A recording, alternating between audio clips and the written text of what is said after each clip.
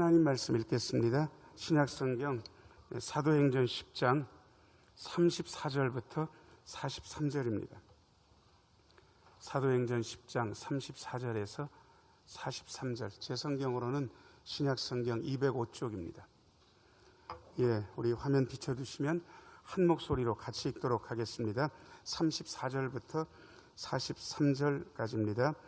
베드로가 입을 열어 말하되 내가 참으로 하나님은 사람의 외모를 보지 아니하시고 각 나라 중 하나님을 경외하며 의를 행하는 사람은 다 받으시는 줄 깨달았도다. 만유의 주 되신 예수 그리스도로 말미암아 화평의 복음을 전하사 이스라엘 자손들에게 보내신 말씀 곧 요한이 그 세례를 반포한 후에 갈릴리에서 시작하여 온 유대에 두루 전파된 그것을 너희도 알거니와 하나님이 나사렛 예수에게 성령과 능력을 기름 붓듯 하셨음에 그가 두루 다니시며 선한 일을 행하시고 마귀에게 눌린 모든 사람을 고치셨으니 이는 하나님이 함께 하셨음이라. 우리는 유대인의 땅과 예루살렘에서 그가 행하신 모든 일의 증인이라. 그를 그들이 나무에 달아 죽였으나 하나님이 사흘 만에 다시 살리사 나타내시되 모든 백성에게 하신 것이 아니요 오직 미리 택하신 증인 곧 죽은 자 가운데서 부활하신 후 그를 모시고 음식을 먹은 우리에게 하신 것이라. 우리에게 명하사 백성에게 전도하되 하나님이 살아있는 자와 죽은 자의 재판장으로 정하신 자가 곧 이 사람인 것을 증언하게 하셨고 그에 대하여 모든 선지자도 증언하되 그를 믿는 사람들이 다 그의 이름을 힘입어 죄사함을 받는다 하였느니라. 아멘. 잠시 기도하고 하나님 말씀 듣습니다. 은혜로우신 주님, 이 시간 말씀하여 주시고 말씀 듣는 중에 주의 영이 우리의 심령 속에서 약동하는 시간 되게 하여 주옵소서. 주의 말씀이 거침없이 성도들의 심령 속으로 흐르게 하여 주옵소서. 예수님 이름으로 기도하옵나이다. 아멘. 오늘 3부 예배 나오신 모든 분들 하나님의 은혜 가득하기를 축원합니다. 잘 나오셨습니다. 당신들은 도대체 뭘 믿는 거냐? 누가 우리에게 질문하면 우리는 간단히 대답할 수 있습니다. 우리는 예수님을 믿습니다. 그렇게 대답할 수 있는데, 그러면 그 예수님에 대해서 설명 좀 해라. 그러면 설명하기가 쉽지는 않습니다. 그래서 우리는 이러저렇게 달리 얘기하는 방법도 알고 있습니다. 예수님께서 우리에게 오신 소식이 너무도 복된 소식이기 때문에 우리는 복음을 믿습니다. 그렇게 얘기해도 됩니다. 또 어떤 분들은 조금 풀어서 우리는 예수 복음을 믿습니다. 그렇게 이야기하기도 하는데 그것도 괜찮습니다. 하지만 그것도 몇 마디로 설명 좀 해봐라 그러면 설명이 잘 안 되는 분들이 대부분입니다. 그리고 손쉬운 방법은 그렇게 알고 싶으면 우리 목사님 한번 오시라 그럴까? 그렇게 하면 넘어갈 수도 있기 때문에 웬만하면 또 목사 초청하는 게 어려우니까 그 다음 또 얘기 안 하거든요. 그렇게 넘어가기도 합니다. 그럼에도 불구하고 저희는 복음에 대해서 정리는 좀 돼 있어야 된다는 생각을 하게 됩니다. 왜냐 그러면 예수 믿어서 10년 지나고 20년 지나고 30년 지났는데 우리가 믿는 예수님에 대해서, 우리가 그렇게 복된 소식이라고 말하는 복음에 대해서 몇 분도 설명 못하면 그건 과연 정상은 아닐 것 같다라는 생각을 스스로 하기 때문에 그렇습니다. 오늘 말씀은 가이사라의 고넬료, 이달리아대 백부장 고넬료 백부장 앞에서 한 베드로의 설교 내용입니다. 예수님께서 승천하시면서 이렇게 말씀하셨습니다. 오직 너희에게 성령이 임하시면 너희가 권능을 받고 예루살렘과 온 유대와 사마리아와 땅끝까지 이르러 내 증인 되리라 말씀해 주셨습니다. 그런데 이 말을 받은 제자들이 예루살렘 주변에서 전도했습니다. 유대 땅 다니면서 전도했습니다. 사마리아까지도 전도를 했습니다. 그런데 희한하게 땅끝으로 나아가질 못하고 있는 거예요. 이 상황에 왜 이런 일이 벌어졌냐 그러면 기본적으로 유대인들 생각에 이방인들, 로마인, 헬라인 할 것 없이 깨끗하지 못하다, 속되다라는 생각을 가지고 이분들하고 접촉을 꺼려하는 거예요. 이런 상태에 어떻게 땅끝까지 복음이 전달되겠습니다. 이것을 과감하게 끊어내신 분이 우리 하나님이셨는데 이달리아대 백부장 고넬료 백부장은 의롭고 경건하고 구제를 많이 하는 분이었습니다. 그리고 이분이 시간 정해서 기도하고 있었는데 하나님께서 천사를 보내서 환상 중에 이분한테 말씀하시기를 뭐라 말씀하시냐 그러면 베드로라는 사람이 옆 동네에 있으니까 베드로를 청하라고 말씀을 해주십니다. 그리고 고넬료는 그 환상의 말씀대로 고넬료를 부하와 하인들 보내서 청하게 되는데 이 사람들이 베드로가 머무는 집에 거의 도착했을 즈음에 베드로가 기도하면서 또 환상을 봅니다. 큰 그릇에 4발 짐승 그리고 각종 조류들이 가득 있었는데 거의 율법에 먹을 수 없는 짐승들이 가득 있는 거예요. 하나님께서 그것을 이렇게 내려오게 하시면서 뭐라고 말씀하시냐 그러면 베드로야 잡아서 먹어라. 베드로가 펄쩍 뛰는 거예요. 주님, 저는 지금까지 깨끗하지 못한 것, 속된 것은 먹은 적이 없습니다. 안 됩니다. 그렇게 얘기하니까 하나님께서 음성으로 말씀해 주시기를 내가 깨끗하다고 했다. 이미 내가 깨끗하게 했으니 속되다고 하지 말라. 그러면서 다시 올라가는 거예요. 이 환상이 한 번도 아니고 3번이나 베드로에게 나타났습니다. 베드로가 이게 무슨 뜻일까 고민할 때에 고넬료가 보낸 사람들이 도착하고 베드로를 청해서 설교를 듣고 싶어 한다는 사실을 베드로가 알게 됩니다. 그리고 성령께서 걱정하지 말고 가라 그러십니다. 벌써 베드로도 아는 거예요. 이방 사람들을 깨끗하다고 깨끗하지 못하다고 우리가 판단하고 그 사람들과 접촉하지도 않고 복음을 전하지 않는 것은 잘못된 거구나. 하나님께서 깨끗하다고 하셨는데 우리가 속되다 하는 거구나. 따라가야 되겠다라고 생각하고 베드로하고 몇몇 사람이 고넬료 집에 갑니다. 벌써 고넬료의 가정들이 다 모여 있어요. 그리고 그 고넬료의 가정에서 설교한 내용이 오늘 우리가 읽은 말씀입니다. 확실히 사도 베드로가 설교한 내용이라서 그야말로 복음에 대해서 치밀하게 잘 정리되어 있습니다. 제가 오늘 4가지 말씀드리려고 합니다. 우리가 믿는 복음이 어떤 복음인지 첫 번째 비춰주세요. 자, 저를 따라서 하세요. 우리가 믿는 복음은 화평의 복음입니다. 36절 말씀이요. 36절 화면 보면서 같이 읽겠습니다. 만유의 주 되신 예수 그리스도로 말미암아 화평의 복음을 전하사 이스라엘 자손들에게 보내신 말씀. 화평의 복음 그 앞에 누구로 말미암아 된 화평의 복음입니까? 예수 그리스도로. 예수 그리스도께서 화평하게 하셨다. 하나님하고 인간들 사이가 갈라져 버렸습니다. 화평이 깨졌습니다. 왜요? 인간들이 불순종하고 거역했기 때문에. 그 거역하고 불순종한 것을 우리는 딱 한 글자로 얘기해서 죄라 그럽니다. 죄가 하나님과 우리의 사이를 갈랐습니다. 화평은 더 이상 없게 되었습니다. 하나님과 사람 사이의 화평이 깨지자 사람들과 사람들 사이의 화평도 깨졌습니다. 사람과 사람들 사이의 화평이 깨지니까 사람들과 만물 사이에, 자연 사이의 화평도 깨졌습니다. 그래서 더 이상 온 세상에 화평이 없게 됐습니다. 그런데 예수 그리스도께서 이 땅에 오셔서 가장 인간이 고통스러워하는 근본적인 죄의 문제를 해결하셨습니다. 이 죄의 문제가 해결되고 나니까, 불순종과 거역의 문제가 해결되고 나니까 하나님과 사람 사이가 화평하게 됐습니다. 그리고 사람과 사람 사이에도 화평하게 되었고 사람과 만물 사이에도 화평이 회복됐습니다. 이것이 복된 소식이고 우리는 이 소식을 화평의 복음이라고 그렇게 이야기하는 것입니다. 자, 저를 따라서 하세요. 우리는 화평의 복음을 믿습니다. 교회는 다른 복음을 믿는 것이 아니라 화평의 복음을 믿는 공동체입니다. 그런데 문제가 심각한 건 교회가 화평의 복음을 믿고 있고 그 화평의 복음을 전해야 되는데 정작 교회가 화평하지 못한 거예요. 교회가 다투고 교회가 분쟁을 일으키는 거예요. 우리는 성경 말씀을 듣고 읽으면서 복음에 대해서 압니다. 그런데 믿지 않는 사람들은 성경을 읽지 않습니다. 믿지 않는 사람들이 복음을 접촉하는 방법은 예수 믿는 사람들이 말하는 것, 예수 믿는 사람들이 사는 것 보면서 복음이 어떤지를 이해하는 거예요. 우리가 선하게 말하면 예수 믿는 믿음이 선한 줄 알아요. 우리가 싸우지 않고 화평하면 예수 믿는 사람들이 선하구나, 예수님도 선한 분이구나, 그렇게 느끼는 거예요. 예수 안 믿는 분들이 성경을 보고 복음을 안다면 우리는 걱정을 덜 해도 돼요. 그런데 예수 안 믿는 분들은 철저하게 예수 믿는 사람들, 현실 교회를 보면서 복음이 어떤지를 이해하는 거예요.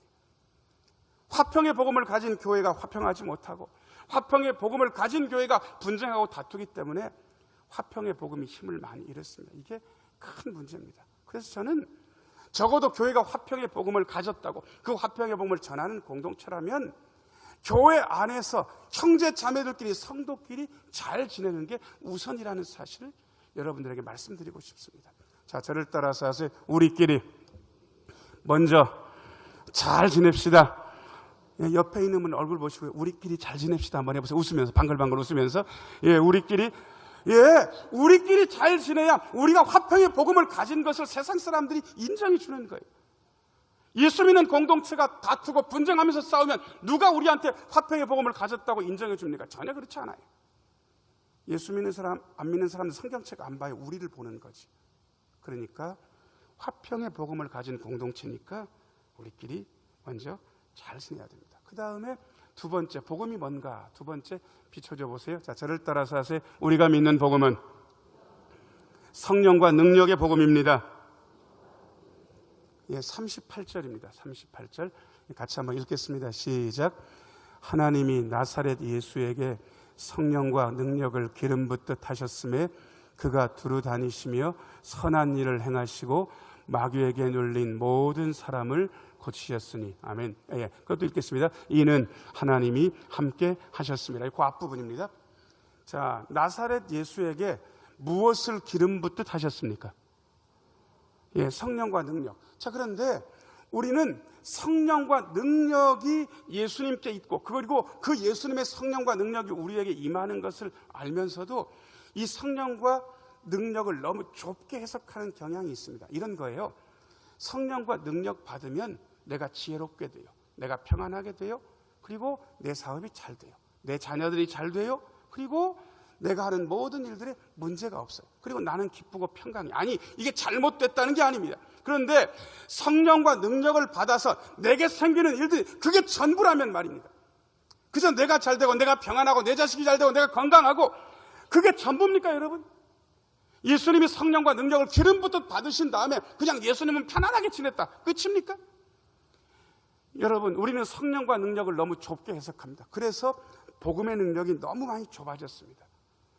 오히려 오늘 말씀은 예수님께서 성령과 능력을 기름 붓듯 받으신 다음에 어떤 일을 행하게 되셨는지에 대해서 주목해야 된다고 우리에게 일러주고 계십니다.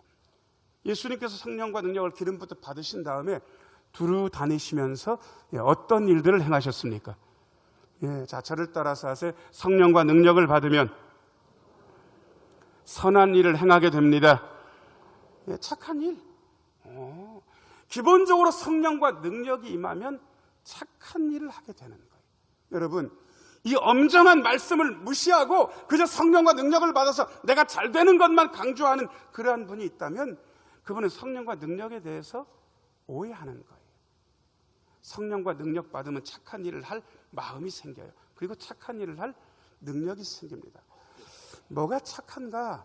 여러분, 어떤 분이 막 욕을 막 했어요. 예수 믿는 사람 앞에서. 그런데 그 예수 믿는 분이요, 욕을 원래 잘해요. 자, 정 목사는 욕을 잘하게 생겼습니까? 잘하게 생겼습니까? 대답 안 하실 거예요? 저는 시골 태생이에요. 욕과 함께 제가 자랐습니다. 저희 동네 가면 동네 분들이요, 성질 급한 분들이 많고 바닷가기 때문에 욕도 잘해요. 저도 그렇게 자랐는데 제가 욕하지 않습니다. 왜냐 그러면요, 제가 막 쌍욕을 하면 여러분 기분 좋으시겠어요? 상처받으시겠어요? 목사가 쌍욕한다고 상처받으실까요? 그래서 여러분 생각해서 제가 욕 안 해요. 왜요? 저도 착하게 살아야 되니까. 어떤 분이 예수 믿는 사람한테 막 쌍욕을 해댔는데 예수 믿는 사람이 차마 그렇게 똑같이 못하겠는 거예요. 왜요? 그분이 악하니까 착하니까. 착한 분들은 차마 그것을 못해요. 착하니까. 여러분, 성령과 능력이 우리에게 임해서 우리로 하여금 착한 일을 하게 하시는 거예요. 기본적으로 예수 믿는 사람은 차마 하지 못하는 사람이에요. 그래서 옆 사람이 나한테 까칠하게 굴어도 나는 까칠하게 못 굴어요. 왜? 난 착하니까. 성령과 능력이 임해서. 자, 옆에 있는 분 얼굴 보시고요. 당신이 나한테 까칠하게 굴어도 나는 여전히 당신한테 착하게 대할 겁니다. 빨리 얘기 한번 해보세요. 자, 시작. 당신이 나한테 까칠하게 굴어도 나는 당신에게 여전히 착하게 굴 거예요. 이게 예수 믿는 도리인 거예요. 근데 많은 분들이 그렇게 안 해요. 너가 나한테 까칠하게 굴냐? 나도 나한테 까칠하게 굴 거야. 네가 나한테 뾰족하게 굴어? 나도 나한테 뾰족하게 굴 거야. 그러면 그건 착한 게 아니에요. 적어도 성령과 능력의 복음을 받아들인 사람은 그 사람이 까칠하고 뾰족하게 굴어도 내가 그렇게 대하면 안 되는 거예요. 왜? 나는 착하니까.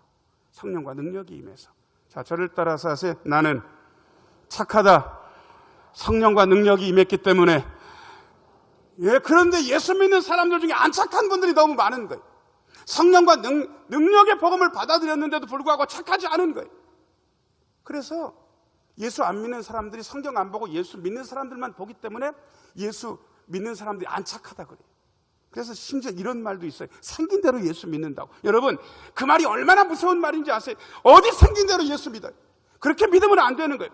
적어도 예수를 믿었고 성령과 능력의 복음을 받아들였으면 생긴 대로 예수 믿으면 안 되고 말씀대로 예수 믿어야 되는 거 아니겠습니까? 자, 저를 따라서 하세요. 우리는 말씀대로 예수 믿습니다. 예, 그러니까 옆에서 까칠하고 뾰족하게 굴어도 나 성령과 능력이 임해서 착하니까 나는 여전히 당신한테 착하게 대해줄 거다. 우리 이미 얘기했습니다. 여러분, 성령과 능력의 복음은 이것만 하는 건 아닙니다. 38절 다시 한번 비춰줘 보세요. 38절 맨 밑에 그 두 줄만 같이 한번 읽어보겠습니다. 시작. 마귀에게 눌린 모든 사람을 고치셨으니. 예, 무엇에 눌린 모든 사람? 예, 여러분, 이렇게 얘기를 하면 요즘 시대가 어느 때인데 사탄과 마귀에 대해서 얘기하냐고 하는 분들이 있는 거예요. 여러분, 사탄과 마귀의 전략은 지금도 사탄과 마귀가 없다. 이게 사탄과 마귀의 전략인 거예요. 간첩이 있다 그러면 간첩이 최고의 전략은 뭔지 아세요? 간첩은 없는 거예요. 스파이 없어. 없다고 믿으면 그것처럼 큰 전략이 어디가 있습니까? 지금도 사탄의 제일 전략은 사탄이 없다고 믿게 만들라는 거예요. 어디 없어요? 사탄의 세력은 있어요. 그런데 여러분, 사탄이 옛날처럼 여러분들이 생각하는 대로 뿔이 있고 눈이 시뻘겋고 그 다음에 입에다가 피를 흘리면서 여러분들한테 드라큘라 같은 모습으로 덤벼들면 그게 무슨 문제가 되겠습니까? 사람 뭐든지 이기니까. 근데 사탄은 속여요. 그렇게 오는 게 아니에요. 사탄은 여러분들의 문제거리를 던져주고 그 문제거리에 골몰해서 예수를 못 믿게 만드는 거예요. 재정적인 문제가 터지기, 아니, 재정적인 문제가 사탄은 아니에요. 그런데 그 재정적인 문제에 골몰하다 보면 예수님께 나아가지 못해요. 자식들한테 문제가 심각해요. 관계 문제가 생겼어요. 질병에도 문제가 생겼어요. 그런데 이 문제에 골몰하다 보니까 예수님 생각을 못하고 예수님께 나아가지 못하는 거예요. 여러분, 사탄이 조종하고 있는 거예요. 모든 문제가 사탄이 주는 것은 절대로 아닙니다. 제가 그 사랑리관 할 때 여기가 이렇게 탱탱 부어가지고 있는데 어떤 분이 목사님 사탄한테 눌려가지고 이가 아픈 거예요. 그러면 제가 가만히 있겠습니까? 열받겠습니까? 열받는 게 그런 건 아니에요. 그게 아님에도 불구하고 어떤 질병은, 어떤 문제는, 어떤 여러분들이 힘든 점은 사탄이 조종하고 있는 걸 알아야 된단 말이에요. 이걸 걷어낼 능력이 우리한테 있어요. 왜요? 우리는 성령과 능력의 복음을 이미 가지고 있기 때문에 그렇습니다. 자, 저를 따라서 하세요. 우리에게 성령과 능력의 복음이 있습니다. 예, 선한 일 행할 수 있고 마귀에게 눌린 모든 사람 고칠 수 있습니다. 이게 우리가 믿는 복음입니다. 그 다음에 세 번째. 자, 저를 따라서 하세요. 우리가 믿는 복음은 십자가와 부활의 복음입니다. 예, 39절 40절 읽겠습니다. 화면 보면서 읽습니다. 우리는 유대인의 땅과 예루살렘에서 그가 행하신 모든 일의 증인이라. 그를 그들이 나무에 달아 죽였으나 하나님이 사흘 만에 다시 살리사 나타내시되. 예, 39절이요. 자, 그를 그들이 어디에 달아 죽였다고 되어 있습니까? 이 나무가 뭡니까? 세 글자로 십자가. 근데 우리는 이 십자가에 대해서 이해를 잘 못해요. 자, 여러분, 임금님이 있다면 임금님은 보통은 다스려야 됩니까? 죽어야 됩니까? 다스려야 되잖아요. 우리는 임금님은 통치하고 군림한다고 생각을 하잖아요. 근데 우리는 지금까지 임금님을 너무 안 좋은 임금님들만 잔뜩 봐온 거예요. 진짜 왕 예수님께서 우리에게 오셔서 그분은 당신의 백성을 위해서 당신의 생명까지 내어주시고 죽으셨어요. 적어도 하나님께서 우리에게 가르쳐주신 임금님의 이미지는 임금님은 자신의 가장 귀한 것을 당신의 백성을 위해서 내어주시는 임금님이에요. 하나님은 우리의 임금님 맞으세요. 그런데 그 하나님께서 당신이 가장 소중히 여기는 아들을 죄인들에게 당신의 자녀이기 때문에 보내주셨어요. 그 아드님은 우리에게 임금님으로 오셨는데 그 아드님은 당신의 가장 소중한 것을 우리를 위해서 내어주시고 죽기까지 복종하셨어요. 적어도 하나님과 예수님이 우리에게 가르쳐주시는 임금님의 이미지는 당신의 자녀들, 당신의 백성들을 위해서 죽으신다. 진정한 왕은 백성들을 위해서 죽는 것이다 라고 우리에게 일러주고 계십니다. 자, 저를 따라서 하세요. 진정한 왕은 백성을 위해 당신의 모든 것을 버립니다. 예, 가장 소중한 것, 당신의 모든 것을 버리셔요. 그게 십자가에서 드러났습니다. 그래서 우리는 진짜 임금님이 어떤지, 진정한 우리의 목자가 어떤 분인지에 대해서 우리는 아는 거예요. 이게 십자가의 복음입니다. 자, 그런데 이 십자가의 복음이 너무 은혜롭긴 하지만 여기서 끝나지 않습니다. 그 다음에 바로 이어집니다. 40절 말씀. 40절 한 번만 더 같이 한번 읽어보겠습니다. 시작. 하나님이 사흘 만에 다시 살리사 나타내시되. 예, 십자가의 죽음이 끝이 아니었습니다. 하나님께서 죽음의 모든 권세를 깨뜨리시고 사흘 만에 예수님을 다시 살리셨습니다. 이게 부활의 복음입니다. 영광과 승리의 복음입니다. 십자가가 죽음과 희생의 복음이었다면 부활의 복음은 영광과 승리의 복음입니다. 이 어느 것 하나도 버릴 수 없습니다. 많은 분들이 이 둘 사이에서 왔다 갔다 해요. 십자가를 많이 강조하게 되면 희생에 대해서, 죽음에 대해서, 자기가 지는 것에 대해서 얘기를 해요. 그런데 그것만 이야기하면 신앙생활에 힘이 없어요. 영광의 복음, 부활의 복음을 얘기해야 돼. 그런데 부활의 복음만 너무 많이 이야기하다 보면 승리, 번영 이것만 이야기하고 진짜 정작 행해야 될 희생과 아픔과 고통에 대해서는 얘기를 안 해요. 어느 것도 부족합니다. 그래서 우리가 믿는 복음은 십자가의 복음 그것뿐만 아니라 부활의 복음이라야 합니다. 자, 저를 따라서 우리는 십자가와 부활을 믿습니다. 어느 것 하나도 여러분 빼놓지 마세요. 적어도 십자가에 대해서 얘기했으면 부활에 대해서, 부활을 이야기하려면 십자가를 이야기해야 되는 거예요. 기독교인 학자들끼리, 신학자들까지 포함해서 세미나를 하고 있었는데 거기 종교학자 한 분이 교회에 대해서 이야기를 하면서 신랄하게 얘기하는 거예요. 그런데 저는 그 종교학자가 이야기하는 것이 너무 마음에 들었습니다. 그분이 교회 문제에 대해서 얘기하면서 이렇게 얘기했습니다. 교회가 문제인 이유는 교회가 생존을 먼저 얘기하기 때문에 문제가 있다는 거예요. 여러분, 교회의 생존이라고 들어봤어요? 교회의 존립을 자꾸 얘기한다는 거예요. 그렇게 얘기하지 말라는 거예요. 교회가 적어도 예수님을 따른다면 교회는 생존에 대해서 먼저 얘기하지 말고 예수님처럼 십자가의 죽음에 대해서, 세상을 위해서 희생해야 되는 것에 대해서 먼저 얘기하라고. 그리고 나서 여러분들이 믿는 하나님이 진짜 살아계시다면 교회가 세상을 위해서 십자가를 지고 죽은다면 그 살아계신 하나님이 여러분들을 다시 부활시키지 않겠냐고. 세상에 종교학자가 예수 믿는 사람들 앞에서 이렇게 얘기를 하는 거예요. 여러분, 이분의 말씀이 맞습니까? 대단히 맞습니까? 정말 맞는 거예요. 십자가와 부활은 우리에게 그 자체가 도전입니다. 네가 십자가를 지느냐? 그러면 하나님이 살리신다는 거예요. 우리가 자꾸 착각하는 게 있어요. 40절 말씀 다시 한번 비춰줘 보세요. 40절입니다. 자, 예수 그리스도를 사흘 만에 다시 살리셨는데 누가 살리셨습니까? 여러분, 십자가를 지는 것은 예수님의 몫이었습니다. 그리고 살아나게 하시는 것은 하나님의 몫이었습니다. 지금도 마찬가지입니다. 십자가에 달려 죽는 것은 우리의 몫이고, 그리고 다시 살아나는 것은 우리가 신경 쓸 부분이 아닙니다. 그것은 하나님이 할 부분입니다. 여러분, 하나님이 하실 것에 대해서 의구심을 가지고 걱정하거나 조바심 칠 필요 없습니다. 자, 저를 따라서 하세요. 우리가 십자가를 지면 하나님이 다시 살려주십니다. 예, 우리는 그런 십자가의 복음을 믿고 있습니다. 그 다음에 네 번째입니다. 우리가 믿는 복음이 어떤 건지, 자, 같이 한번 저를 따라서 하세요. 우리가 믿는 복음은 죄사함의 복음입니다. 예, 43절 말씀. 43절. 예, 화면 보면서 같이 한번 읽겠습니다. 그에 대하여 모든 선지자도 증언하되 그를 믿는 사람들이 다 그의 이름을 힘입어 죄사함을 받는다 하였느니라. 아멘. 자, 세 번째 줄, 어떤 사람이 죄사함을 받을 수 있느냐에 대해서 조건을 얘기하고 있습니다. 세 번째 줄만 읽어보겠습니다. 자, 시작. 그를 믿는 사람들이 다, 누구도 예외 없다는 거예요. 부자나 가난한 자도 예외 없어요. 피부 색깔도 관계없어요. 권력이 있든지 없든지, 잘생겼든지 못생겼든지, 뚱뚱하든지 날씬하든지 아무 상관없어요. 예수 믿는 사람이면 전부, 누구도 예외 없이.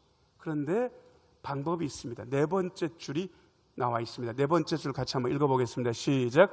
그의 이름을 힘입어. 예수님의 이름에 죄사함의 권세가 있다고 오늘 이야기하고 있습니다.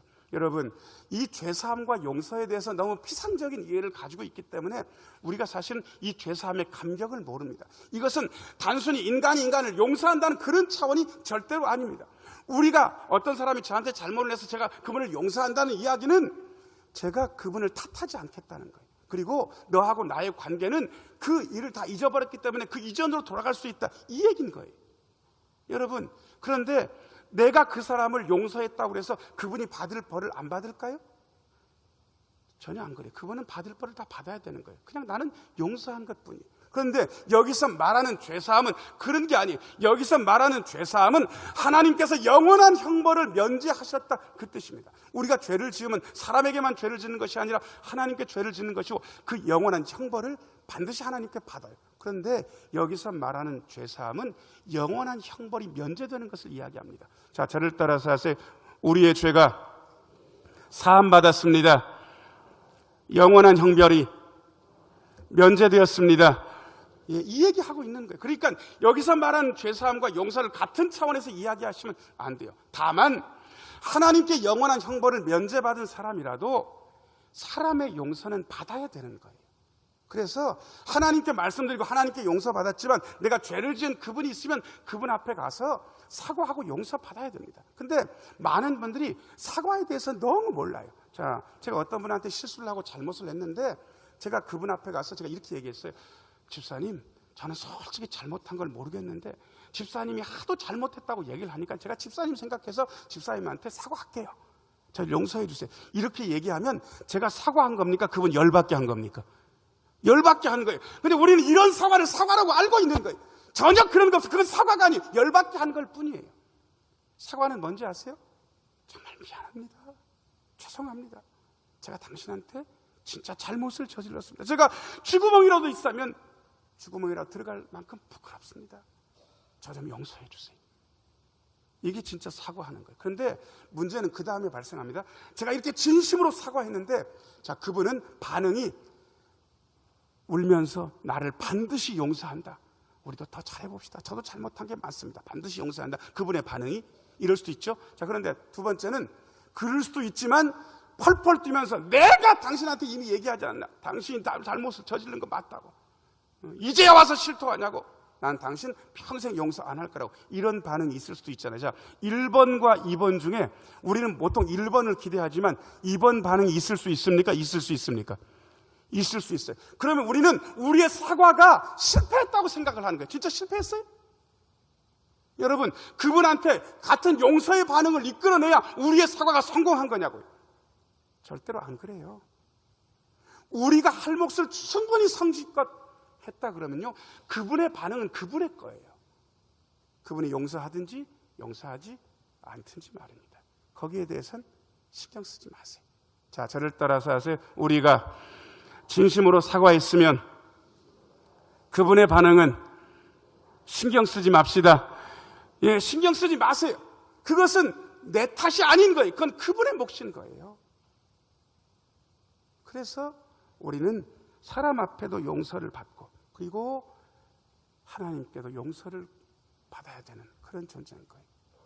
하나님께 죄사함 받는 그 복음에 대해서 우리는 이야기하고 있습니다. 사랑하는 여러분, 이런 화평의 복음을 우리가 소유했습니다. 성령과 능력의 복음이 우리 안에 있습니다. 십자가와 부활의 복음을 우리는 우리 가슴 속에 새기면서 살고 있습니다. 죄사함의 복음을 우리는 누리며 삽니다. 과연 이제 우리는 어떻게 살아야 됩니까? 사랑하는 여러분, 저를 따라서 한 번만 해보세요. 우리는 복음의 능력으로 살아갑니다. 예, 화평케 하는 복음을 받았으니까 우리가 피스메이커로 살 수 있어요. 성령과 능력의 복음을 받았으니까 선한 일을 행하면서 마귀에게 눌린 사람들을 고쳐주면서 살 수 있어요.